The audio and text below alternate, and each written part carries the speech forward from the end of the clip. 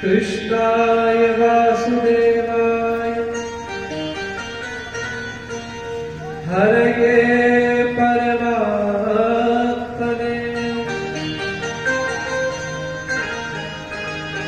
प्रणतक्लेशनाशाय गोविन्दाय नमो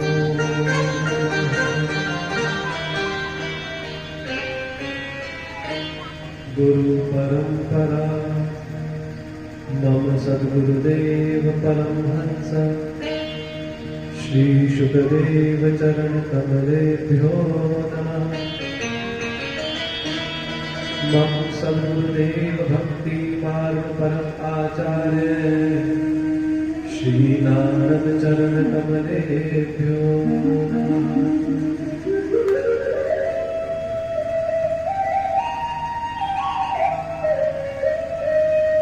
सीतानाथ समारंभा श्रीरामानन्दार मध्यमाम् अस्मदाचार्य पर्यन्ताम् वन्दे गुरु परम्परा वन्दे गुरु परम्पराम् श्रीमते जगद्गुरु रामानन्दाचार्य नमः। सर्वेभ्यो गुरवे नमः। सर्वेभ्यो ब्राह्मणेभ्यो नमः। ऋद्धिबुद्धिसहिताय श्रीमन्महागणाधिपतये नमो नमः। गुरुर्ब्रह्मा गुरुर्देवो महेश्वरः गुरुर्साक्षात् परब्रह्म तस्मै श्री गुरुवे नमः। तस्मै श्री गुरुवे नमः। योऽन्तः प्रविश्य मम वाचमिमां प्रसुप्तां सञ्जीवयत्यशक्तिधरा सुधामना अन्यांशय हस्तचरणश्रवणप्रदानं प्राणं नमो भगवते पुरुषाय तुभ्यम्। भक्ति भगवन्त गुरु चतुर्नाम वपुरे इनके पदवन्दन किए नासत विघ्नहरे। आइए हनुमान विराजिए कथा कहूँ मति अनुसार प्रेम सहित गाधी धरो सदा करो कल्याण सदा करो कल्याण सदा करो कल्याण। हरे कृष्ण कृष्ण कृष्ण हरे हरे हरे राम राम राम हरे हरे। हरे कृष्ण कृष्ण कृष्ण हरे हरे हरे राम राम राम हरे हरे। हरे कृष्ण कृष्ण कृष्ण हरे हरे हरे राम राम राम हरे हरे।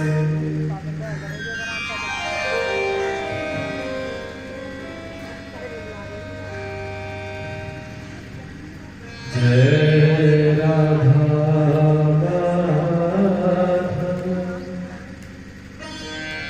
जय कुंज बिहारी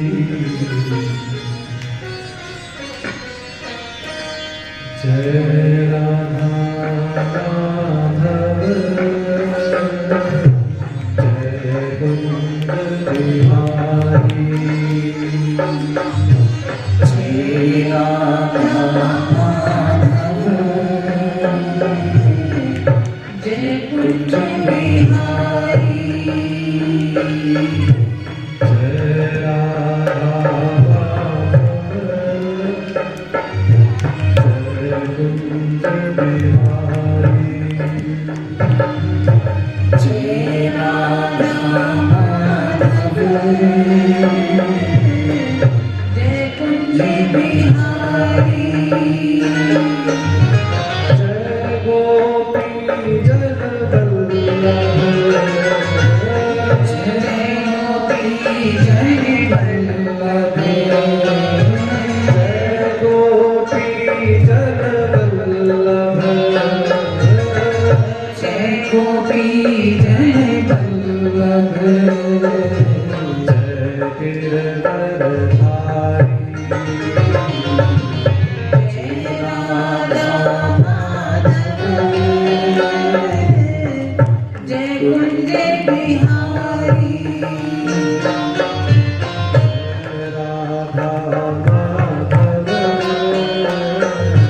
जय कुंज बिहारी जय राधा माधव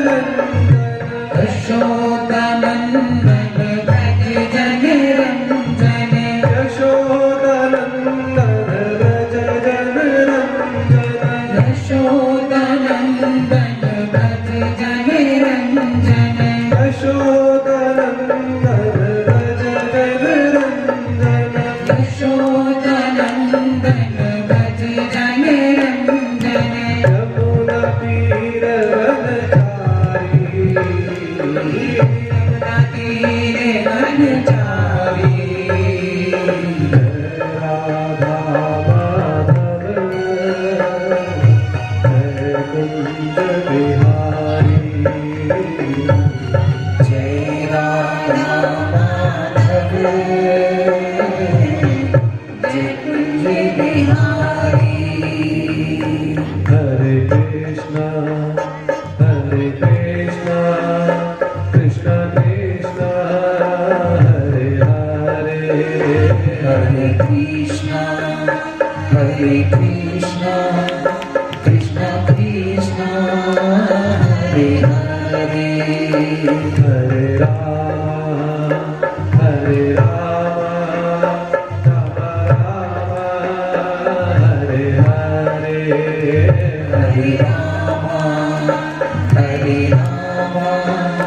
राम राम हरे हरे हरे कृष्णा कृष्ण कृष्ण हरे हरे हरे कृष्णा कृष्ण कृष्ण हरे हरे हरे राम राम हरे हरे हरे राम राम हरे हरे हरे कृष्णा कृष्ण कृष्ण हरे हरे हरे कृष्णा कृष्ण कृष्ण हरे हरे हरे राम राम हरे हरे हरे राम राम हरे हरे हरे कृष्णा कृष्ण कृष्ण हरे हरे हरे कृष्णा कृष्ण कृष्ण हरे हरे हरे राम राम हरे हरे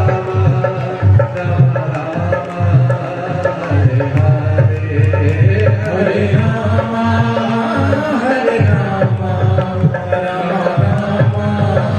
हरे हरे हरे राम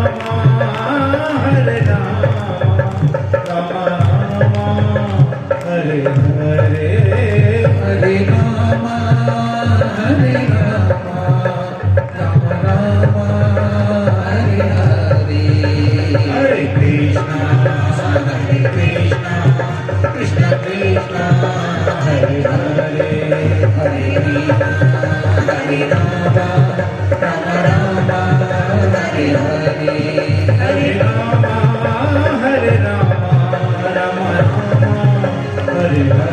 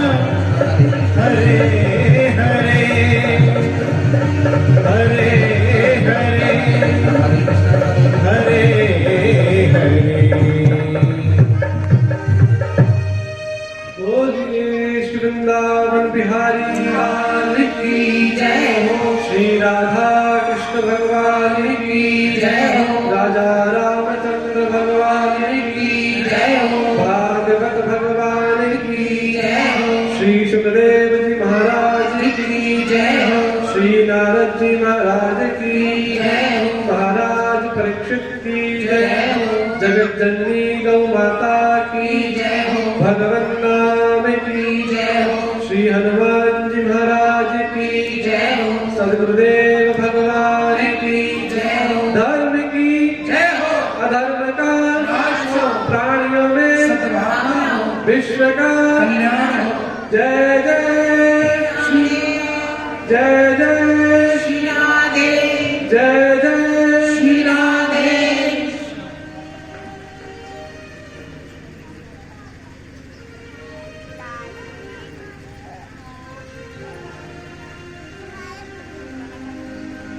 जय राधा माधव जय कुंज बिहार।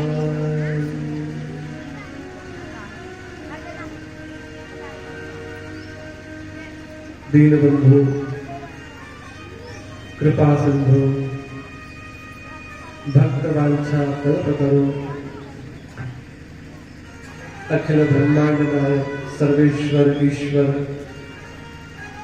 सच्चिदानंद भगवान श्री राधा कृष्ण के चरणों में हम सभी दंडवत प्रणाम करते हुए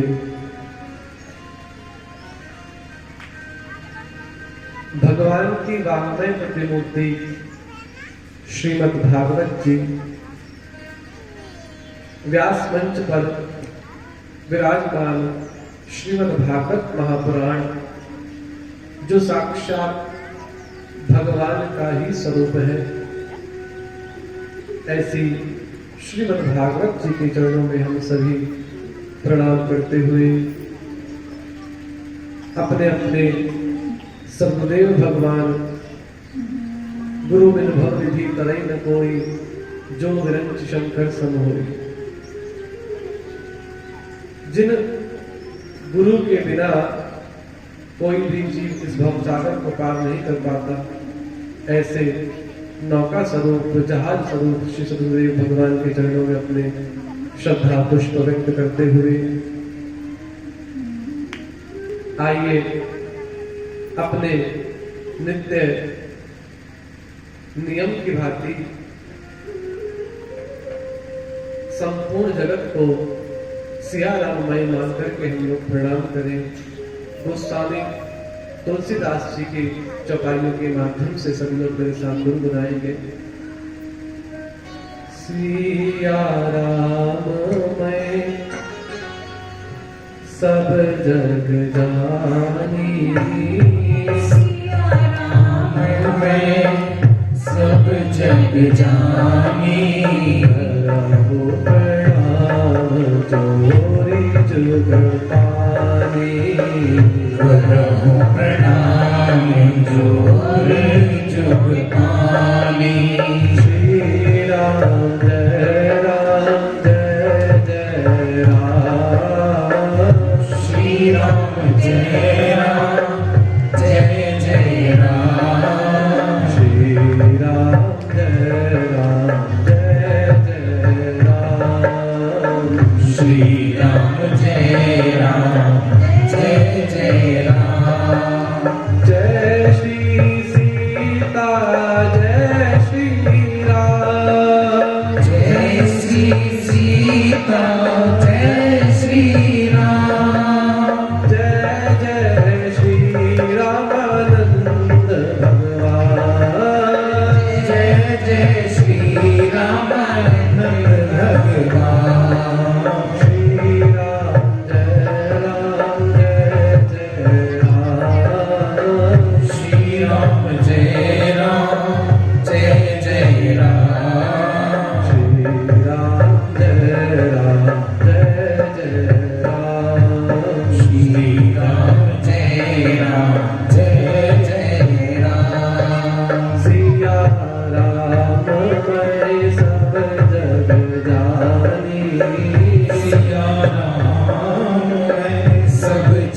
जानी करहु प्रणाम जोरी जुग पानी करहु प्रणाम जोर जुग पानी। इसी के साथ संपूर्ण जगत को सिया रामय मान करके हम प्रणाम करें और आपके श्री बरकातपुर ग्राम में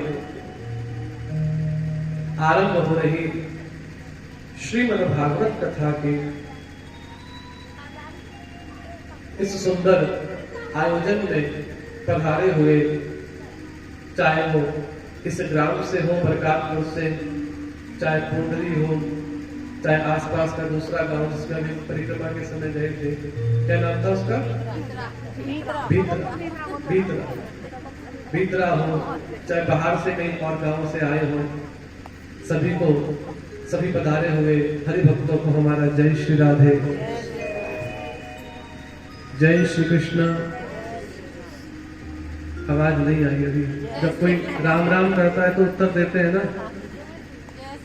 जय श्री राधे, जय श्री कृष्ण, जय सीताराम।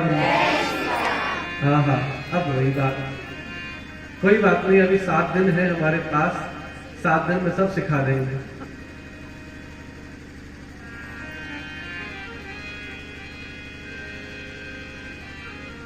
सुनो भाई ध्यान से साधो,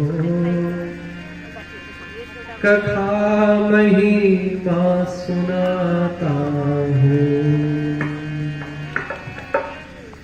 सुनो भाई ध्यान से साधो, कथा महिमा सुनाता हूँ। आज श्रीमद् भागवत कथा का प्रथम दिवस है।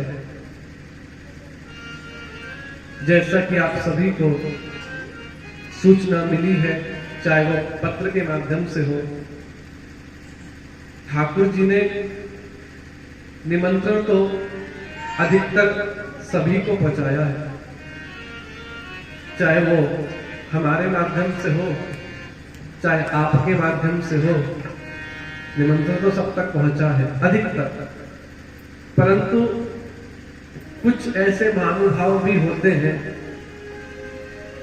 उन्हें तो साक्षात भगवान भी आकर के निमंत्रण दे दे, तब भी शायद कोई बात नहीं, सबको निमंत्रण है। ये 7 दिन की श्रीमद् भागवत कथा का जो बड़ा सुंदर हमें श्रवण करने का सौभाग्य प्राप्त हो रहा है। श्रीमद् भागवत कहती है, जन्मांतरे भवेत् पुण्यम तदा भागवतम लभेत। अर्थात जब हमारे जन्म जन्मांतर के अनेक अनेक अनेक, केवल एक जन्म के नहीं, केवल इस जन्म के नहीं, इससे पूर्व जन्म के नहीं, जन्मांतरे भवित पुण्यम, अर्थात इस जन्म से पूर्व के जो जन्म हैं, उन अनेकों जन्मों में हमने यदि कोई दान पुण्य, कोई यज्ञ, कोई अनुष्ठान किया होगा और उन अनुष्ठान के पुण्य के फलस्वरूप भगवान ने हमें कुछ पुण्य प्रदान करा, तो पुण्य क्या है? बोले हमें इस जन्म में श्रीमद् भागवत कथा प्राप्त हो रही है, उन सारे पुण्यों का फल है। हमारा भाग्य उदय हुआ जो हमें ये श्रीमद् भागवत कथा अपने ही ग्राम में बैठ करके सुनने को मिल रही है, जिस कथा के लिए देवता भी तरसते हैं। जब आप कथा सुनेंगे, राजा परीक्षित को शाप लगा 7 दिन में मरने का, तो सुखदेव जी महाराज राजा परीक्षित को भागवत कथा सुनाने के लिए आए। तो सुखदेव जी विराजमान हुए व्यास गद्दी पर, परीक्षित बैठे थे। स्वर्ग से देवता इंद्र को आगे करके अमृत का कलश लेकर के आए। अमृत का कलश जिसका एक कण भी मिल जाए तो व्यक्ति अमर हो जाता है, उसकी कभी मृत्यु नहीं होती। तो देवता अमृत का कलश लेकर के आए और सुखदेव जी महाराज के सम्मुख रख दिया और प्रार्थना करी, हे गुरुदेव, ये जो हम अमृत का कलश लेकर के आए हैं, ये अमृत आप परीक्षित को पिला दीजिए। परीक्षित को 7 दिन में मरने का शाप लगा है ना, वो यदि अमृत को पी लेगा तो वो अमर हो जाएगा। सुखदेव जी ने कहा, देवताओं तुम बहुत चालाक हो, अपना काम बनाने के लिए बिना स्वार्थ के तो तुम कुछ करते नहीं हो, और जो अमृत तुम्हें इतनी मशक्कत के बाद, मेहनत के बाद, प्रयास के बाद, मंथन से प्राप्त हुआ, और वो सब अमृत तुम अनायासी परीक्षित को दे रहे हो, इसके पीछे तुम्हारा क्या स्वार्थ है? इसका मतलब बदले में भी तुम्हें कुछ ना कुछ चाहिए। इंद्र कहता है, गुरुदेव आप सर्वज्ञ हो, सब जानते हो, हमें चाहिए तो, पर हमें क्या चाहिए?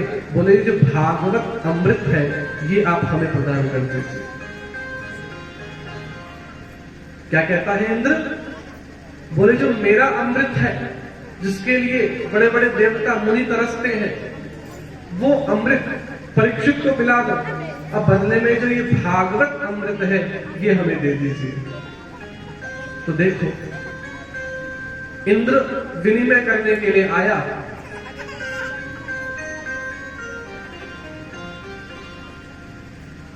सुखदेव जी ने कहा, परीक्षित देख लो, तुम्हारे सामने भागवत अमृत भी है और तुम्हारे सामने देवताओं का अमृत भी है, तुम्हें जो चुनना है वो चुन लो। परीक्षित कहता है, गुरुदेव मुझे ये इंद्र का अमृत नहीं चाहिए, मुझे तो ये भागवत अमृत पिलाओ। सुखदेव जी ने कहा इंद्र से, इंद्र देख, जिसको तू अमृत देने आया था उसने तेरे अमृत को ठुकरा दिया, उसने मेरे अमृत को चुना है। और इंद्र,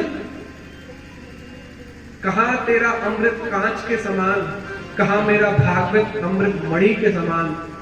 क्या कांच और मणि की कभी तुलना हो सकती है क्या? कभी नहीं हो सकती। सुखदेव जी ने एक बात कही, ध्यान देने योग्य है।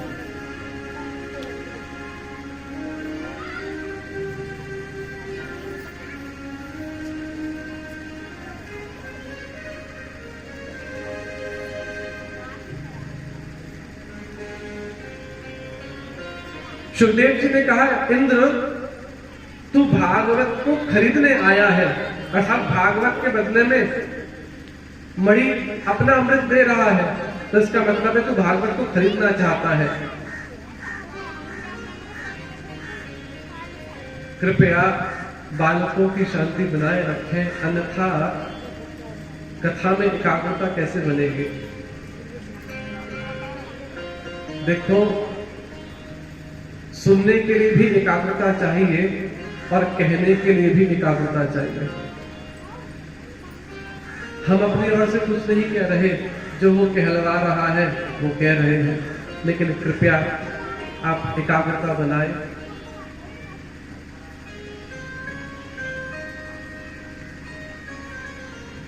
तो सुखदेव जी महाराज ने परीक्षित से कहा, परीक्षित तुम कथा सुनो, और देवताओं को वहां से भगा दिया। वह देवताओं, तुम इस भागवत के अधिकारी नहीं हो। क्यों? क्योंकि तुम कथा को खरीदने आए थे अपने अमृत के बदले में। इंद्र ने ये बात भी कही थी सुखदेव जी से कि अरे कहां जंगल में बैठकर के परीक्षित को कथा सुना रहे हो, यदि कहो तो अपने स्वर्ग में आपकी बड़ी सुंदर व्यास गद्दी लगवाऊंगा, बड़े मखमल के गद्दे बिछवा करके श्रोताओं के बैठने की व्यवस्था करूंगा, डेली भंडारा करूंगा, रोज किसी को कोई दिक्कत नहीं होगी। आकाश से इंद्र बोला कि हमारे देवता आप पे पुष्पों की वर्षा करेंगे, आपको किसी बात की दिक्कत नहीं होगी, आप चलो मेरे स्वर्ग। सुखदेव जी बोले, इसका मतलब तू मेरी कथा को खरीदना चाहता है? इस सुख सुविधा देकर के तू सोचता है कि मैं तेरे साथ चला जाऊंगा? नहीं, ये तेरी गलत फहमी है। बोले मेरी भागवत बिकाऊ नहीं है, जब तू अच्छी व्यवस्था देगा तो तेरे लिए मैं स्वर्ग चला जाऊंगा। यदि तुझे कथा सुननी है, तुझे स्वर्ग छोड़ करके पृथ्वी पर आना पड़ेगा और यही जंगल में बैठ के कथा सुननी पड़ेगी। देख लो क्या है। सुखदेव जी कहते हैं परीक्षित देख, जिस कथा को तुझे सुनाने के लिए जा रहा हूं, ये कथा देवताओं को भी दुर्लभ है। यदि देवताओं को भी यदि ये भागवत सुननी है तो उनको भी पृथ्वी पर आकर के जन्म लेना पड़ेगा मनुष्य का, तब जाकर के उनको भागवत सुनने का ये अवसर मिल पाएगा। तो सोचिए, हम तो स्वर्ग जाने की इच्छा करते हैं और देवता मनुष्य जन्म लेकर के भागवत सुनने की इच्छा करते हैं। कितनी दुर्लभ है भागवत। और हमें ये भागवत कथा अपने ही ग्राम में सुनने के अवसर हमें मिल रहा है। ये हमारा सौभाग्य नहीं, ये हमारा परम सौभाग्य है। श्रीमद् भागवत ज्ञान गंगा, एक गंगा वो भी है जो हरिद्वार में प्रवाहित हो रही है। और हरिद्वार ही क्यों जाए, आपके ग्राम के पास में ही 7-8 कितने किलोमीटर दूर होगा, 10 किलोमीटर बालावाली। क्यों ब्रजेश जी, गंगा जी आ रही है ना, महा शुरू हो रहा है आज से। महा में गंगा नहाना चाहिए, है ना। पर इतनी व्यस्तता है जीवन में, सुबह भी गाय धोनी है, शाम को भी धोनी है, पुरुषों को जंगल भी जाना है, और साथ साथ जो मील का काम शुरू हो गया गन्ना तुलाई का, वो भी करना है। ऐसे व्यस्त जीवन में महाराज कौन गंगा जाएगा नहाने के लिए। तो देखो, उस गंगा में स्नान करने के लिए आपको जाना पड़ेगा। लेकिन इस श्रीमद् भागवत गंगा ऐसी है जो स्वयं आपके गांव में चल करके आ गई। रोज इसमें डुबकी लगाओ, रोज सुनो, रोज स्नान करो।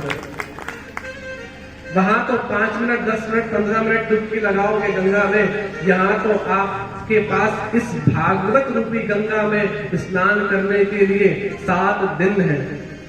7 दिन तक रोज 12 से 3 इस गंगा में डुबकी लगाओ, स्नान करो, और जो पुण्य आपको वो गंगा नहाने पर मिलेगा, वो पुण्य आपको श्रीमद् भागवत कथा सुनने से लग जाएगा। तो भागवत भगवान की जय।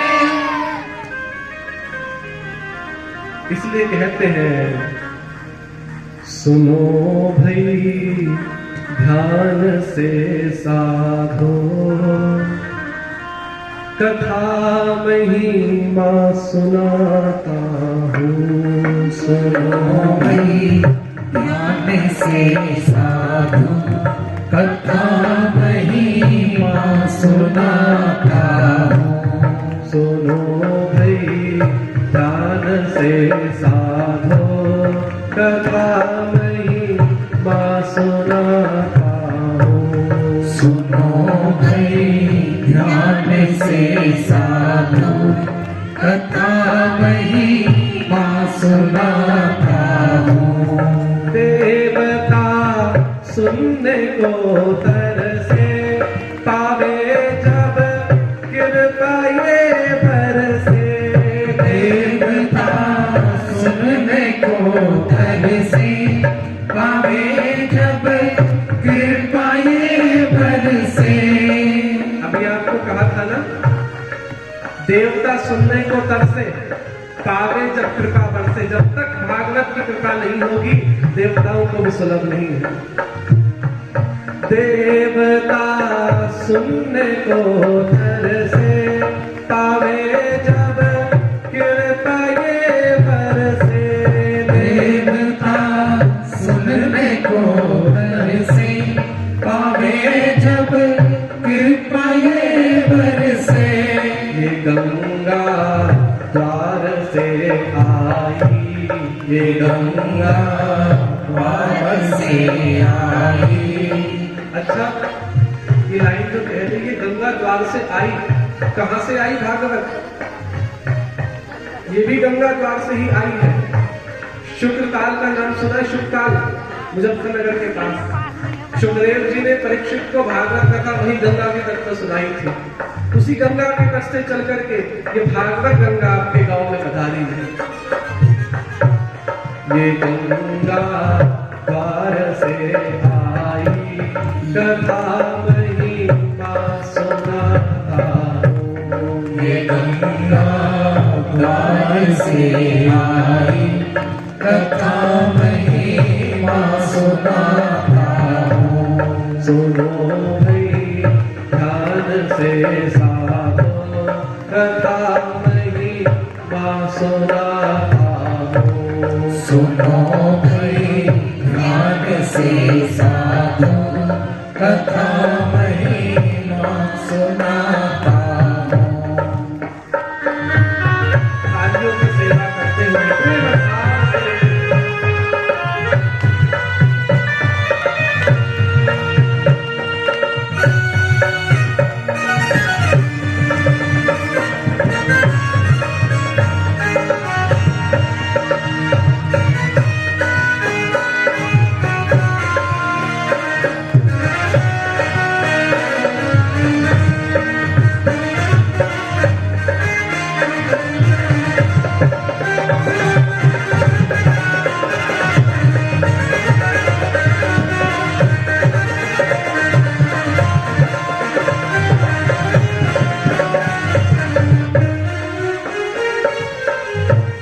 उठो जाओ अलस त्यागो कथा सुनने को तुम भागो।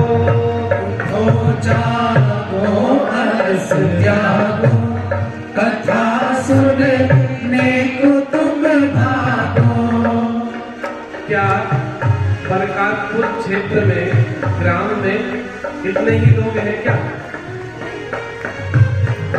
बोलो जी, पीछे मत देखो, सोचो क्या पूरे गांव में इतने ही लोग हैं क्या? नहीं, बहुत है। लेकिन आए कितने? निमंत्रण भी पहुंचा और ठाकुर जी की प्रेरणा से 7 दिन तक रोज प्रातः काल 6 बजे प्रभात फेरी के द्वारा सबको निमंत्रण दिया भी जाएगा। रोज सुबह, आज सुबह प्रभात फेरी हुई थी 6 बजे। बाकी के 6 दिन भी हरिनाम कीर्तन करते हुए पूरे ग्राम में हम लोग अधिक से अधिक संख्या में लोगों को जगाने पहुंचेंगे। तो भैया ब्रह्म मुहूर्त हो गया है, जागो, ठंड का समय है, पता है कि बिस्तर नहीं छोड़ा जाता। हमारे प्रदेश जी बोल रहे थे महाराज सुबह सुबह बिस्तर कहाँ छोड़ता है। जिसने ब्रह्म मुहूर्त ही ना देखा वो ब्रह्म को क्या देखेगा? जिसने ब्रह्म मुहूर्त ही ना देखा वो ब्रह्म को क्या देखेगा? क्या साधना कर पाएगा? क्या भक्ति कर पाएगा? उसके द्वारा भी निमंत्रण दिया जा रहा है। और निवेदन है जहां जहां तक आवाज आ रही है लोगों तक, आओ कथा सुनने के लिए, छोड़ो बिस्तर, उठो जागो अलस त्यागो कथा सुनने को तुम भागो। उठो जागो अलस त्यागो कथा सुनने को तुम भागो। दिवस ये 7 कामों का, दिवस ये 7 कामों का, न खाना माया से धोखा। दिवस ये 7 कामों का, न खाना माया से धोखा। कोई हमसे कह रहा था महाराज जी कथा का समय जरा ऐसा रखना ताकि हम और काम भी कर लें। बिल्कुल भाई, और काम भी जरूरी है। हम तो कह रहे हैं कि भाई कथा से पहले वही जरूरी है। किसी ने बोला महाराज हमारे पति तो आएंगे नहीं, क्यों? बोले मील पे जाना है, गन्ना तुलवाने, नजारा देखते ना दिन देखते हैं। क्यों जी, सही बात है ना। कुछ पुरुष वर्ग भी आए थे, बोले महाराज शाम को आकर के मिल लिया करेंगे आपसे। भाई मुझसे आकर के क्या मिलोगे? मुझसे आकर के क्या मिलोगे? अरे कथा में आओगे, यहाँ कुछ मिलेगा, मुझसे आकर क्या मिलेगा? ये 7 दिन है, जितने भी काम धंधे हैं ना, ये सब माया है। हम जब भजन करते हैं माया रोकती है, तो हमारे पास 7 दिन है, कहीं इस माया से धोखा मत खा जाना, कोई काम तुम्हें यहाँ आने से रोक ना ले। अब मैं आपसे पूरे विश्वास के साथ एक बात कहता हूं, आज याद रखना 7 दिन तक। आज कथा का पहला दिन है। आपका मन कथा में लगेगा, कहीं नहीं लगेगा। किसी के कहने से आज आ गए, कुछ ऐसे भी मिले महाराज जी पहले दिन आ जाएंगे, बाकी का पता नहीं काम है, और मेरे कहने से कल और आ जाए। आज आ गए, मेरे कहने से कल और आ जाना। मन मना करेगा कि नहीं नहीं काम पड़ा है, यहाँ करना है, वो करना, सब महाराज जी की बात मान करके कल और आ जाना। अब कल के बाद बस छोटा सा निवेदन, चाहे परसों को 15 मिनट के लिए आओ, लेकिन आ जाना। और मेरा विश्वास है 3 दिन बीतने के बाद जब चौथा दिन आएगा ना, आपका मन खुद कहेगा चल कथा में, छोड़ काम, चल कथा, चल कथा। दिवस ये 7 कामों का, दिवस ये 7 कामों का, न खाना माया से धोखा। दिवस ये 7 कामों का, न खाना माया से धोखा।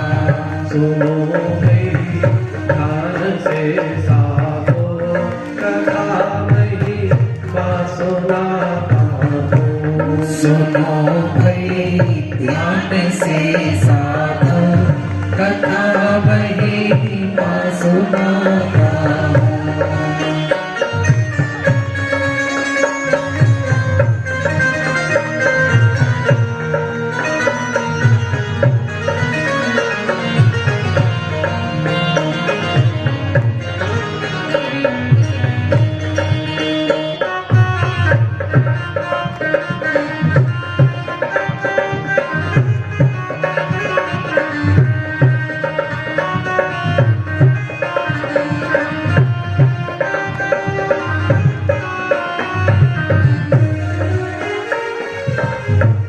श्रवण गायन ही पूजा है, मनन चिंतन ही अर्चन है। श्रवण गायन ही पूजा है, मनन चिंतन ही अर्चन है। भजन की एक एक लाइन इतनी महत्वपूर्ण है, क्या करूं व्याख्या करे बिना रह ही नहीं पा रहा।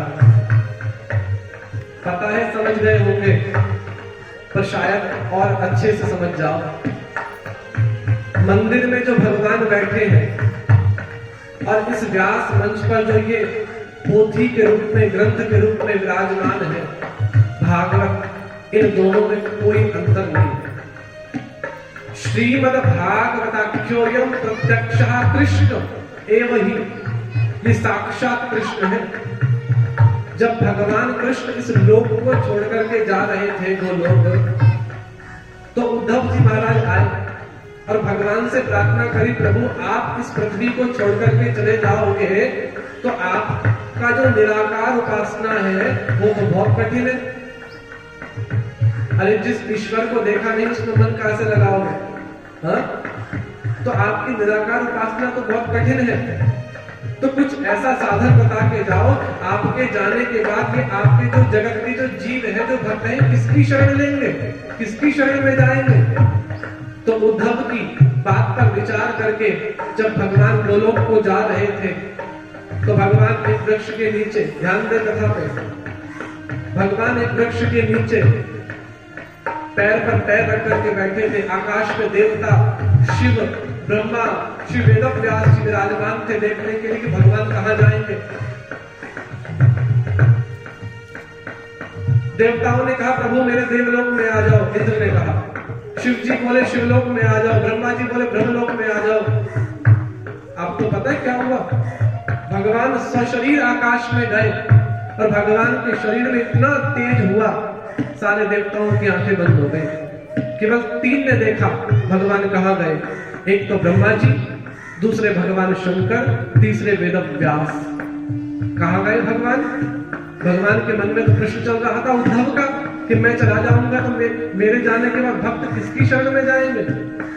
तब भगवान आकाश में गए। भगवान के विग्रह में इतना तेज हुआ, वो तेज न स्वर्ग गया, न शिवलोक गया, न ब्रह्मलोक गया। वो आकाश में जो तेज था वापस पृथ्वी पर आया और आकर के श्रीमद् भागवत में समा गया। श्रीमद् भागवत में समा, अर्थात भागवत के रूप में भगवान आज भी आपके मध्य विराजमान है। अतिथि देवो भव। ठाकुर जी आपके गांव में भागवत के रूप में अतिथि बनकर के आए हैं। प्यारे अतिथि, अतिथि देवता के समान होता है। देखते हैं आप इन 7 दिनों में अपने इस अतिथि की क्या सेवा करते हो। सेवा क्या करनी है? सेवा केवल एक है, समय से 12 बजे कथा सुनने के लिए पधारो और कथा का आनंद लो। कथा सुनने की विधि क्या है? ऐसा नहीं कि यहां सुना और बस यहां से गए, सब भूल गए। सुनने के बाद जो मैंने बताया उस पर विचार करो, चिंतन करो, मनन करो और जो बातें अच्छी लगे उसको जीवन में उतारो, तभी तो कथा सफल होगी। इसलिए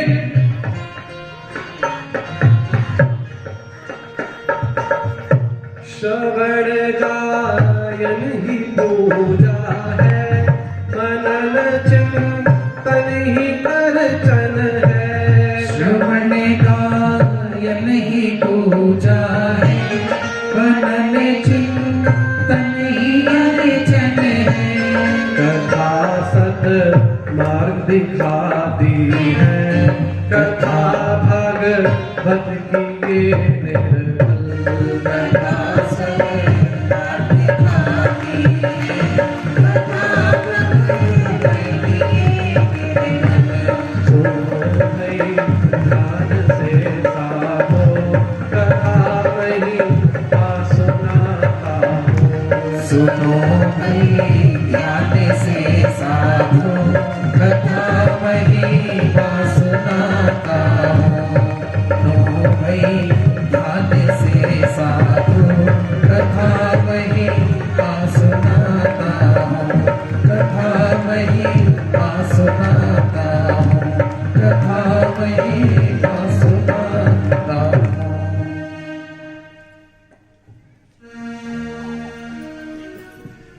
बोलो हरे कृष्ण हरे कृष्ण कृष्ण कृष्ण हरे हरे, हरे राम राम राम हरे।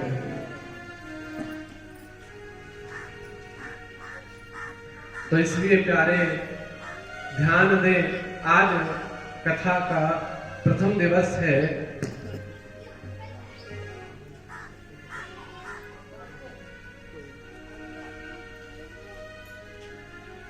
तो आज श्रीमद् भागवत कथा की प्रथम दिवस है।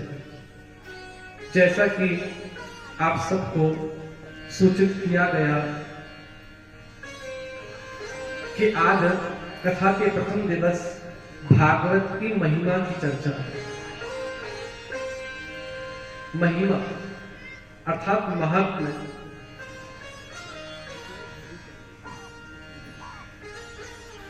महात्म्य, महिमा अर्थात आज के समय में प्रत्येक व्यक्ति स्वार्थी है। इस बात को हमें स्वीकार करना पड़ेगा। बिना स्वार्थ के हम कोई काम नहीं करते। बिना स्वार्थ के तो हम मंदिर में नहीं जाते। अभी पूर्व कथा से पूर्व एक सत्संग में हम इसी विषय पर चर्चा कर रहे थे कि जो लोग मंदिर में पूजा करने आते हैं उसमें से तो आधे जो पूजा करने आते हैं वो किसी ना किसी मनोकामना की पूर्ति के लिए आते हैं। कोई ना कोई मनोरथ लेकर के, हे भोलेनाथ मेरे संतान नहीं है, ऐसी कृपा करो, मैं आप पे जल चढ़ा रहा हूं, मुझे संतान हो जाए। हे प्रभु मेरा मकान नहीं बन रहा, मैं आपकी पूजा करने आया हूं, मेरा मकान बना दो। हे प्रभु ये दिक्कत है, वो दिक्कत है। बोलो जी, ऐसे ही है ना। आधे लोग तो मनोकामना की पूर्ति के लिए आते हैं और बाकी आधे जो है वो किस लिए आते हैं? भय के कारण। शनिदेव की पूजा नहीं करोगे तो शनिदेव की दृष्टि टेढ़ी हो गई तो जो मिला सब गड़बड़ बर्बाद हो जाएगा। भय के कारण हम किसी देवता को पूज रहे हैं, अरे हमसे कोई गलती ना हो जाए, देवता नाराज ना हो जाए, हमारा सब बना हुआ काम बिगड़ ना जाए। दो कारण है। मुश्किल से कोई बिरला इंसान होगा जो बिना किसी स्वार्थ के और बिना भय के मंदिर में पूजा करने आता होगा, और वही सच्चा भक्त है।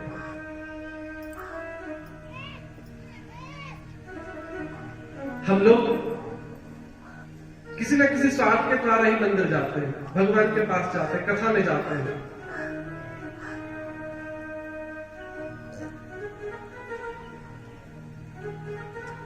किसी ने बड़ी प्यारी बात कही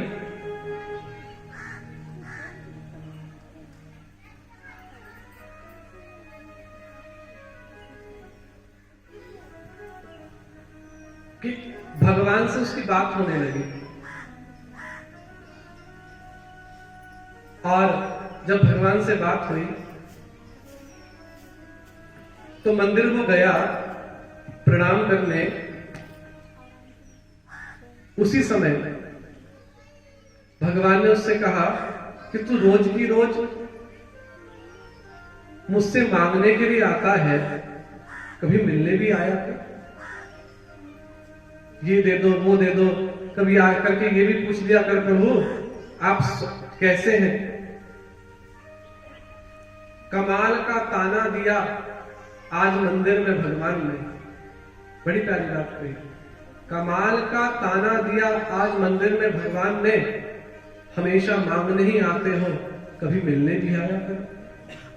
हमेशा लिस्ट पहले से पहले तैयार रहती है। भगवान कहते हैं कभी मिलने भी आया कर। तो अधिकतर मंदिर में भीड़ किसकी है? या तो स्वार्थी की, या जो भयभीत है। निष्काम भाव से तो कोई कोई भगवान को पूज रहा है, तो हर व्यक्ति स्वार्थी है, बिना स्वार्थ के कुछ नहीं करता। मैं आपसे कहूं कि आप 7 दिन तक भागवत कथा सुनो तो आप कहोगे कि महाराज कथा तो सुन ले, हम अपने घर के काम धंधे छोड़ करके यहाँ बैठे हमें मिलेगा क्या? क्यों जी, सही बात है ना? हम चलो ठीक है, हम 7 दिन दे देंगे आपको, कथा सुनेंगे, लेकिन हमें मिलेगा क्या?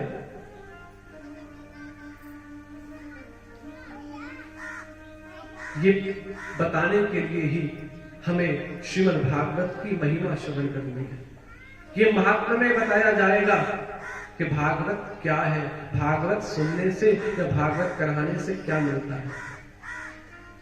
भागवत तो हम घर में भी पढ़ सकते हैं, बाजार से ग्रंथ खरीद करके लाओ और पढ़ लो, लेकिन जो आनंद कथा सुनने में आता है वो आनंद पढ़ने में नहीं आता, क्योंकि उसमें कुछ बातें समझ आएंगी, कुछ नहीं आएंगी। मनुष्य की बुद्धि इतनी कम हो गई है कलयुग में, पढ़ना तो कोई चाहता ही नहीं है। आप खुद बताओ, कितना ग्रंथों को पढ़ते हो, कितना शास्त्रों को पढ़ते हो? पढ़ना नहीं चाहता, सुनना चाहता है। और आप जो पढ़ोगे वो आपको इतना याद नहीं रहेगा, लेकिन जो आप सुनोगे ना वो आपको सदा याद रहेगा। ये कलयुग का प्रभाव है, हमेशा याद रहेगा। तो इसलिए कथा सुनना जरूरी है। महात्मा, इसकी महिमा क्या है? तो आइए आज कथा के पहले दिन श्रीमद् भागवत की महिमा पर ही चर्चा करते हैं। बोलिए भागवत भगवान की।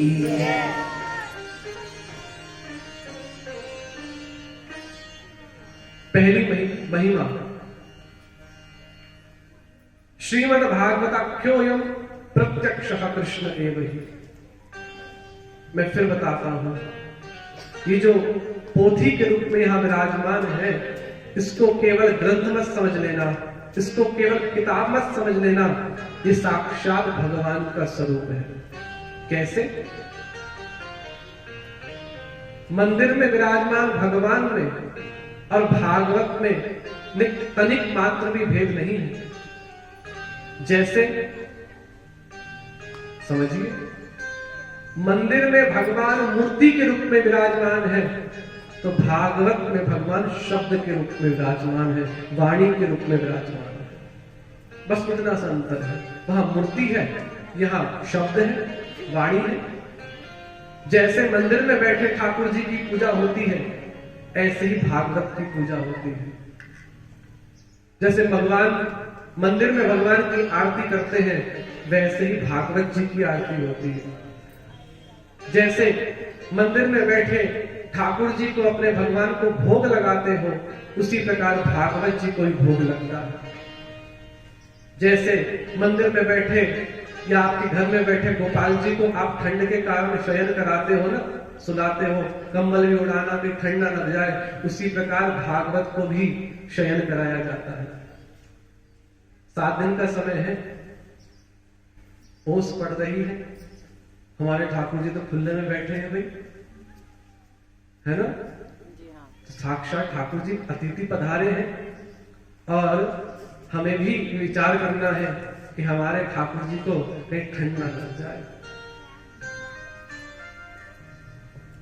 अपने घर के छोटे से गोपाल जी को भी महाराज स्वेटर भी है, स्वरूप बड़ा है भगवान की मूर्ति, तो पैरों में मोजे भी हैं, टोपा भी पहनाते हो।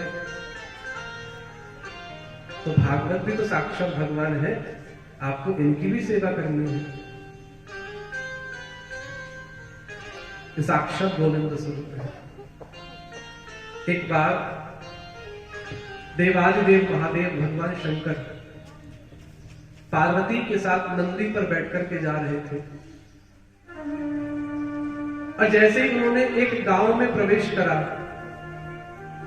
तो गांव में एक जगह जो खाली पड़ी हुई थी जमीन, उस जमीन को देख करके, भूमि को देख करके शंकर जी नंदी पर से उतर गए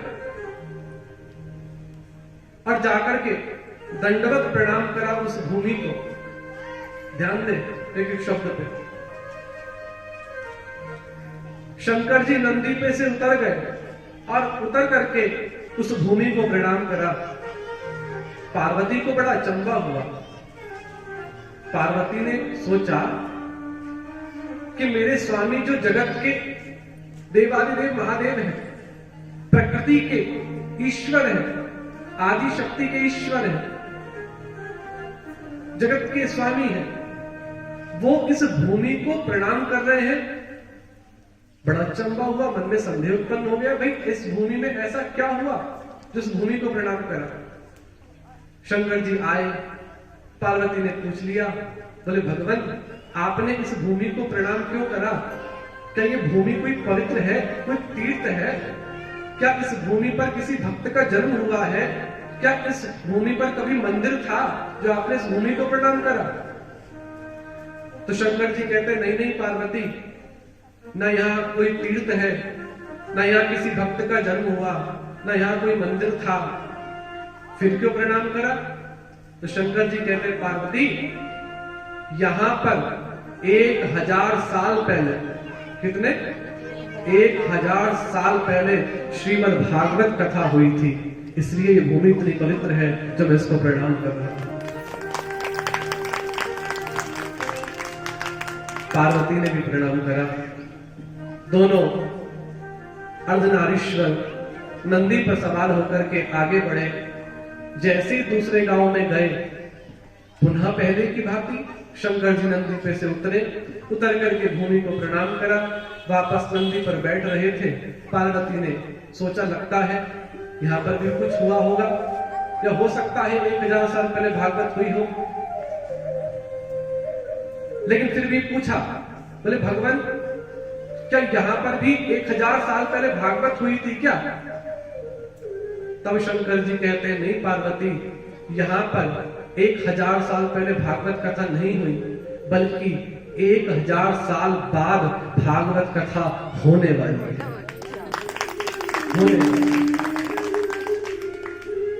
अभी तो कथा हुई भी नहीं, 1000 साल बाद भागवत का आयोजन होगा, श्रीमद् भागवत विराजमान होगी। लेकिन वो भूमि इतनी पवित्र है जो शंकर देवादिदेव महादेव की उस भूमि को प्रणाम कर रहे हैं। तो सोच प्यारे, मंदिर प्रांगण तो वैसे ही पवित्र है, पूर्व भी यहाँ पर श्रीमद् भागवत कथा आपको सुनने के लिए मिलती रहती है, मुझे पता लगा। पर आज पुनः आप सबके प्रेम और आप सबके सहयोग से यहाँ पर श्रीमद् भागवत कथा का पुनः आयोजन हुआ। जहां एक बार कथा हो जाए वो भूमि पवित्र हो जाती है, और जहां पर न जाने कितने 25 साल से, कितने समय से 25 साल से भागवत कथा हो रही है, तो वो भूमि पवित्र क्या होगी। मैं तो अपने शब्दों में कहूं, वो भूमि किसी तीर्थ से कम नहीं है, किसी तीर्थ से कम नहीं। बरकातपुर ग्राम कहना गलत होगा, बरकातपुर तीर्थ कहना ज्यादा अच्छा है। भागवत भगवान की जय। सुनो भाई ध्यान से साधो, कथा महिमा सुनाता हूं।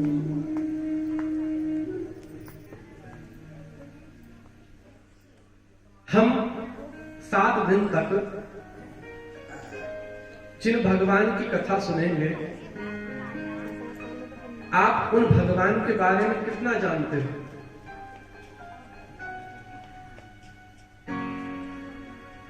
भगवान से प्रेम करना है ना 7 दिन तक, लेकिन जिसको हम जानते ही नहीं उससे प्रेम कैसे होगा?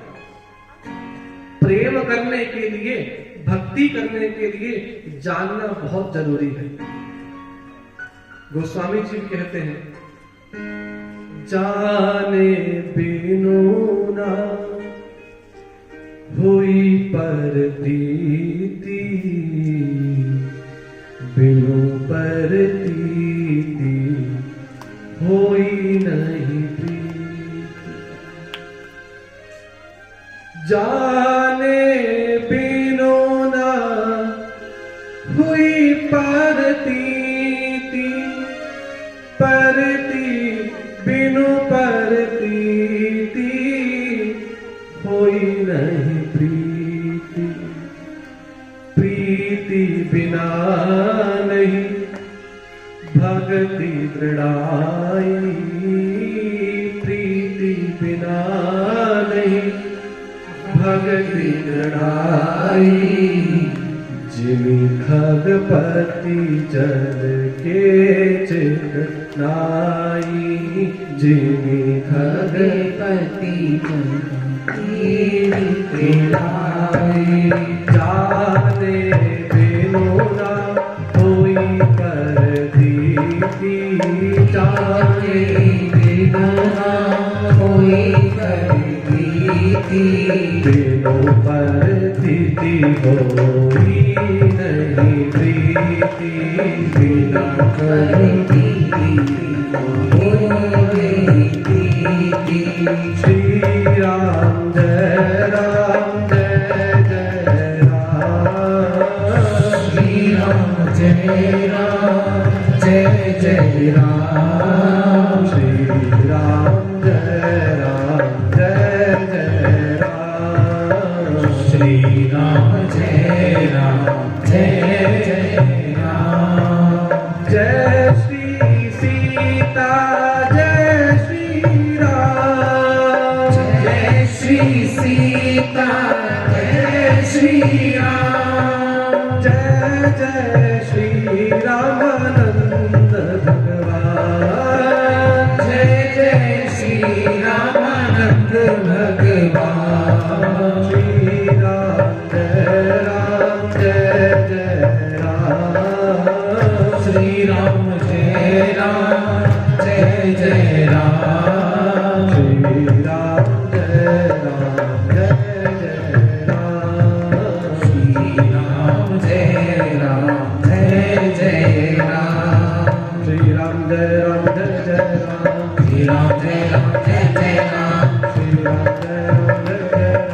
श्री राम जय जय राम, श्री राम जय जय राम,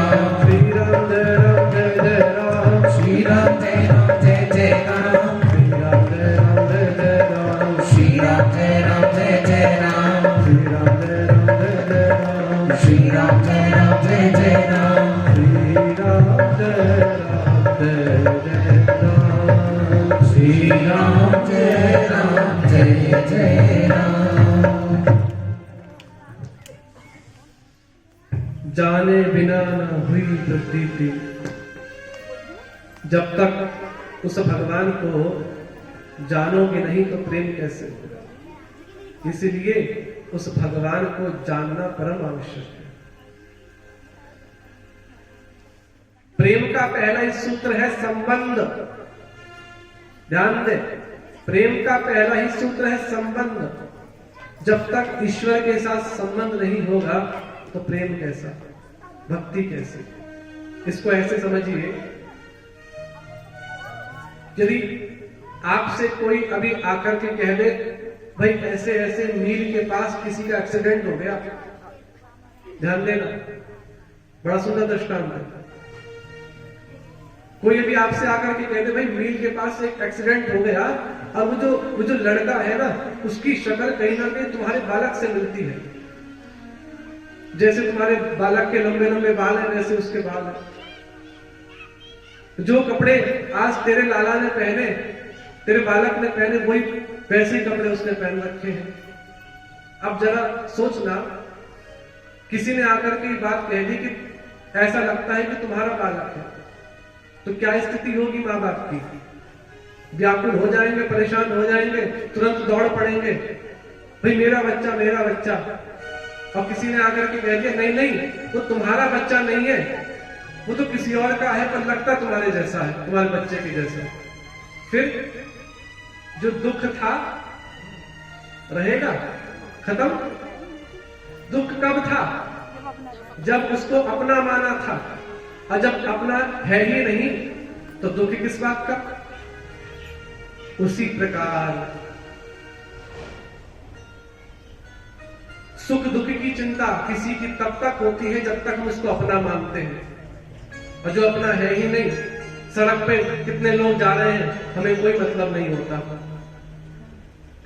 आप ही बताओ, जब आपका उस ईश्वर के साथ कोई संबंध ही नहीं होगा तो वो ईश्वर भी आपके सुख दुख की चिंता क्यों करेगा। न जाने कितने लोग हैं। तो संबंध का होना बहुत जरूरी है। बिना संबंध के प्रेम नहीं होगा। हमारा भगवान से क्या संबंध है, इसी को जानने के लिए हमें भागवत सुननी है, इसीलिए भागवत सुननी है। आइए भागवत के महात्म्य के प्रथम अध्याय में हम लोग प्रवेश करते हैं। ये श्री पद्म पुराण के उत्तरखंड से 6 अध्यायों का महात्म्य लिया गया है भागवत जी का। सभी लोग प्रेम और भाव के साथ दोनों हाथ जोड़ करके भगवान का ध्यान करें और भागवत के प्रथम श्लोक का हम लोग श्रवण करें। अथ श्रीमद्भागवत महात्म्यम् अथ प्रथम अध्यायः आरम्भ। सच्चिदानन्दरूपाय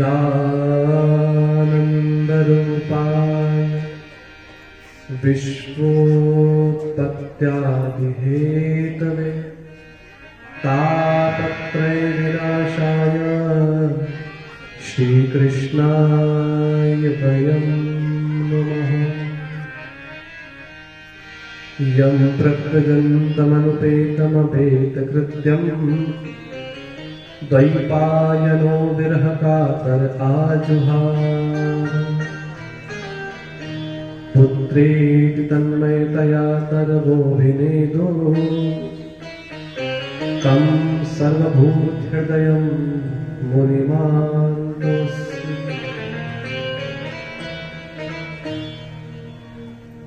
नेत्र खोलिए। हमने जिन श्लोकों का श्रवण किया, ये क्या है? आपके सारे प्रश्नों का उत्तर इस श्लोक में मिलेगा। ये भागवत के महात्म्य का पहला श्लोक है। सच्चिदानंद रूपाय। कोई कहे वो ईश्वर कैसा है, कौन है? भगवान में यहां भगवान की तीन तीन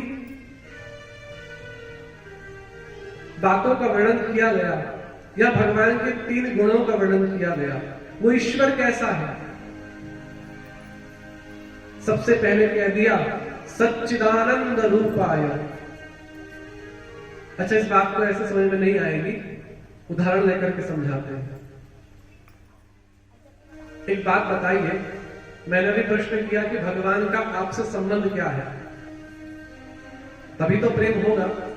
तो ये जो पहला श्लोक है, इसमें भगवान का वर्णन किया गया, और मैंने अभी बताया जब तक जानोगे नहीं तो प्रेम नहीं होगा। प्रेम के लिए जानना जरूरी है। आप यदि अपनी बेटी का विवाह किसी के साथ तय करके करना चाहते हो, तो आप लड़के में क्या क्या गुण देखोगे? जरा सोचो, विचार करो। अपनी बेटी का विवाह भी ऐसे हर किसी के साथ तो नहीं कर सकते। आंख बंद करके किसी ने कह दिया भाई लड़का बढ़िया है, कर दो, खोज खबर तो निकालोगे ना, तभी तो अपनी बेटी दोगे। तो क्या क्या देखोगे लड़के में? सबसे पहले भाई लड़का देखने में कैसा है? सुंदर होना चाहिए, नैन नक्श अच्छे होने चाहिए, पहला गुण ये देखेंगे। चलो लड़का देखने में सुंदर है, पर सुंदरता से तो लड़की का पेट नहीं भरेगा। लड़की का पेट भरने के लिए रोटी कमाना जरूरी है ना। भाई लड़का कुछ कमाता वमाता भी है क्या? नहीं कि हमारी लड़की भूखी मर जाए। तो दूसरा गुण क्या देखोगे लड़के में? बोलो जी, लड़का करता क्या है? पहला, देखने में कैसा है? चलो सुंदर है। लड़का करता क्या है? चलो काम भी बढ़िया मिल गया, चाहे वो नौकरी वाला हो, चाहे व्यापार वाला हो। पर एक बात है, परेशान हर कोई है आज के समय में, चाहे नौकरी वाला हो, चाहे दुकान वाला हो। नौकरी वाला कहता है भाई बिजनेस ही बढ़िया है, और बिजनेस वाला कहता है भाई नौकरी बढ़िया है। सब क्योंकि दूसरे की थाली में ज्यादा घी दिखाई देता है। भैया कब्र का हाल तो मुर्दा ही जानता है, स्थिति क्या है। सब अपनी जगह पे ठीक है, लेकिन दूसरे वाले सुखी लगता है। तो लड़का करता क्या है? चलो काम भी बढ़िया है, लेकिन यदि लड़के का स्वभाव ही अच्छा ना हो, क्यों? अरे चलो देखने में भी अच्छा है, काम भी अच्छा है, लेकिन यदि स्वभाव ही अच्छा ना हो, वाणी कठोर हो, बोलता अच्छा ना हो, अहंकार में रहता हो, तो सुंदरता भी बेकार और काम भी बेकार। स्वभाव भी तो अच्छा होना चाहिए। और ये तीन गुण यदि किसी में मिल जाए तो उसके साथ संबंध जोड़ देना चाहिए। उसी प्रकार वो जो ईश्वर है जिसके साथ हम संबंध जोड़ने जा रहे हैं, उसमें भी ये तीनों गुण होने चाहिए, तीनों क्वालिटियां होनी चाहिए।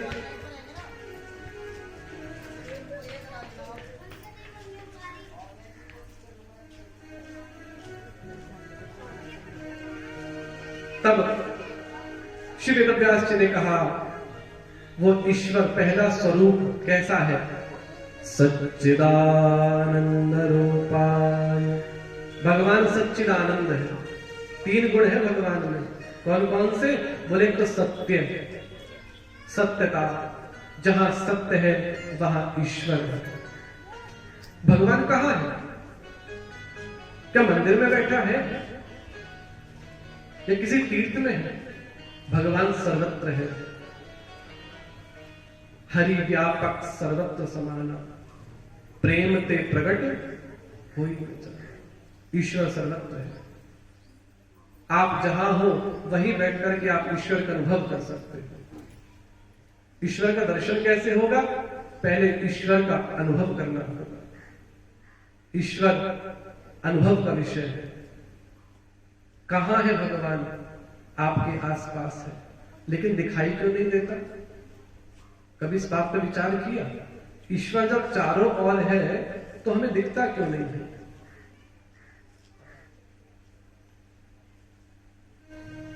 ईश्वर कहते हैं उदास मत हो, मैं तेरे साथ हूं।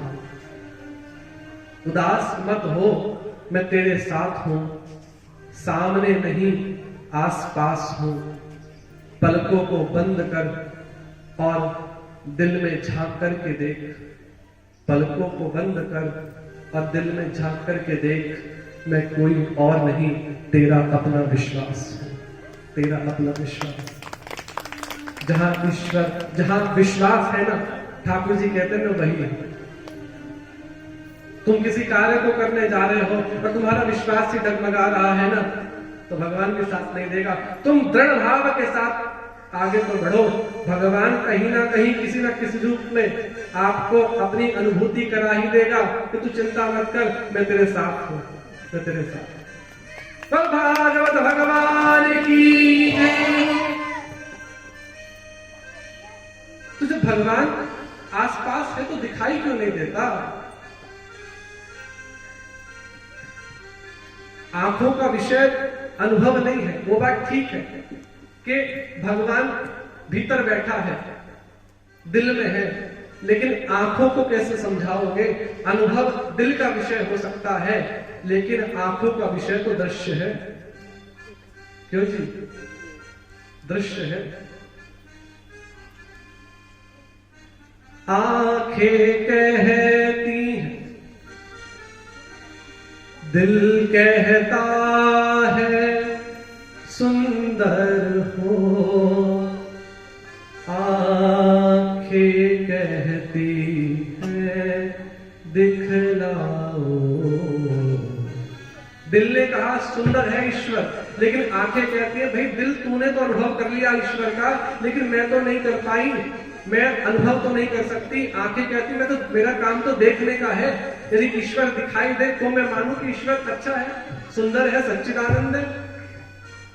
दिल कहता है सुंदर हो, आंखें कहती हैं दिखलाओ।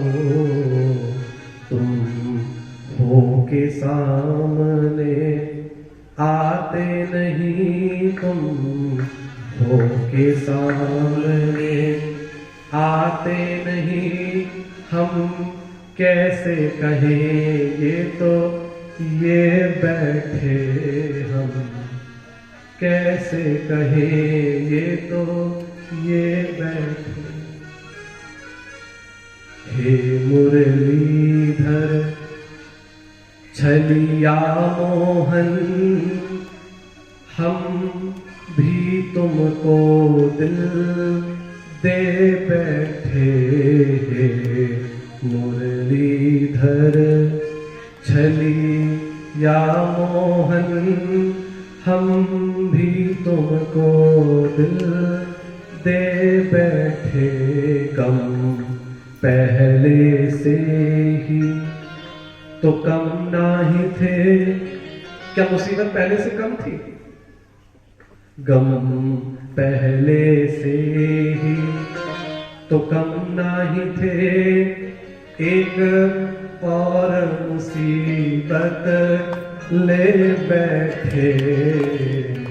हे मुरलीधर छलिया मोहन, हम भी तुमको दिल दे बैठे। बाबा के बिहारी लाल की जय। आइए ठाकुर जी सुंदर है, जहां सत्य है वहां ईश्वर है। सच्चिदानंद जो सत्य स्वरूप है। दूसरी बात कहती चित्त। चित्त माने होता है चैतन्यता। जहां चैतन्यता है वहां ईश्वर है। अर्थात ये शरीर, इसके भीतर जो आत्मा बैठी है, वो जब तक है, वो जो चेतना अंदर बैठी है तब तक शरीर बोल रहा है, हिल रहा है, देख रहा है, सुन रहा है। वो चेतना जिस दिन निकल गई तो मिट्टी है। शरीर की तीन ही गतियां हैं। क्या?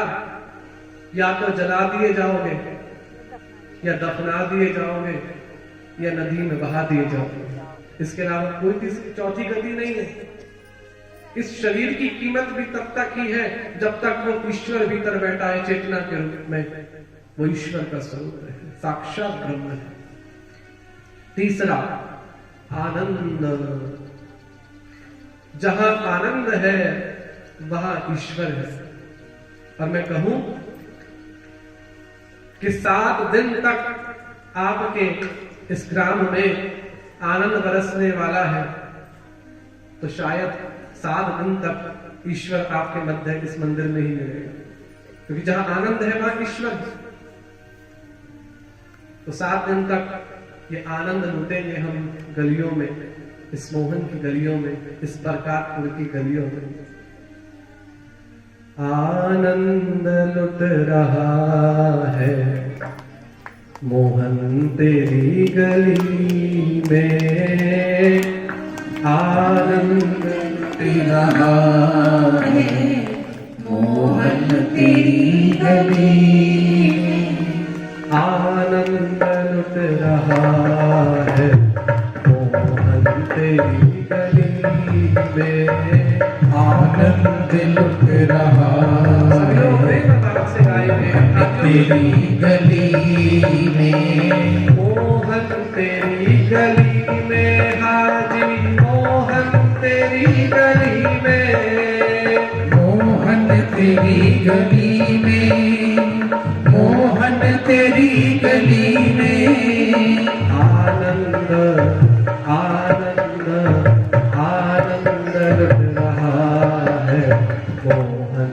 तेरी गली में, आनंद लुट रहा है मोहन तेरी गली में, आनंद लुट रहा है मोहन तेरी गली में, आनंद लुट रहा है मोहन तेरी गली में।